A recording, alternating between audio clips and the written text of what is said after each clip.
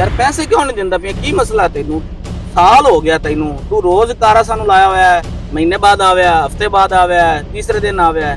ਚੌਧਰੀ ਸਾਹਿਬ ਮੈਂ ਤੁਹਾਨੂੰ ਥੋੜੇ ਕੁ ਦਿਨਾਂ ਤੱਕ ਨਾ ਪੈਸੇ ਕਰ ਦੇਣਾ ਜੀ, ਮਿਹਰਬਾਨੀ ਹੋਸੀ ਤੁਹਾਡੀ। ਇਹ ਤਾਂ ਤੇਰੀਆਂ ਅੱਗੇ ਗੱਲਾਂ ਸੁਣੇ ਆਣੇ, ਸਾਲ ਹੋ ਗਿਆ ਮੈਨੂੰ, ਅੱਜ ਲੈ ਲਵੀਂ ਵੱਲੇ ਲੈ ਲਵੀਂ, ਤੇ ਹੁਣ ਮੁੜ ਤੂੰ ਇਹੋ ਗੱਲ ਕੀਤੀ ਕੱਲ ਥੋੜੇ ਦਿਆਂ ਤੇ।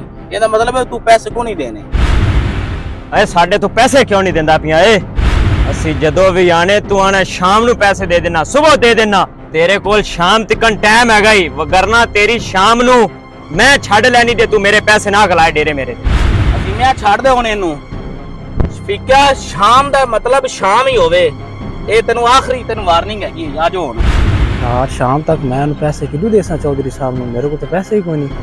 क्या एक मैं हैगी है बस, इन्हें दे नाल ही मेरा सारा चलता पे निजाम मुड़े ही है। अगर ये बेच देने फिर बस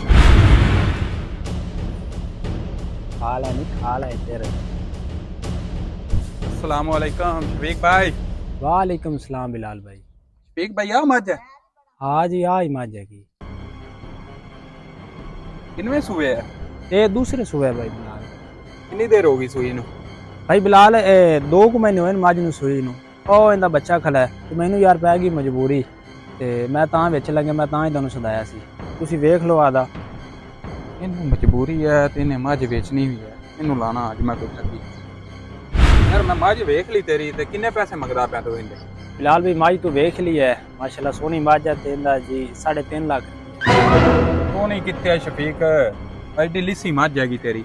ਇਹ 3.5 ਲੱਖ ਦੀ ਭਲਾ ਜਿਹੜਾ 3.5 ਲੱਖ ਮੰਗੀ ਖਲਾ।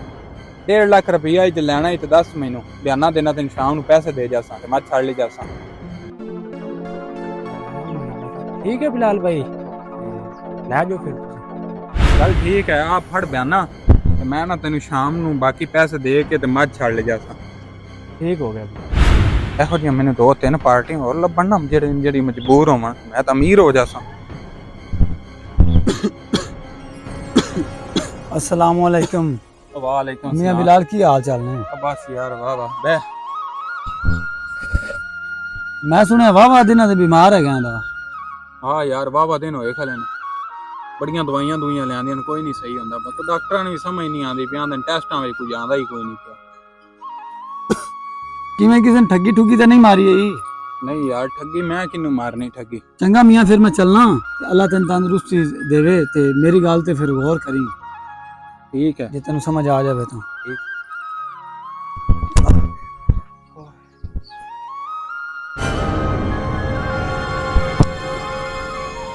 यार वो तो मैं शफीक नाल ठगी मारी आई, उन्हें मजबूरी का फायदा उठाया है। उनके कोल जाना, उनके कोल माफी मंगना, शायद मैं सही हो जाऊं।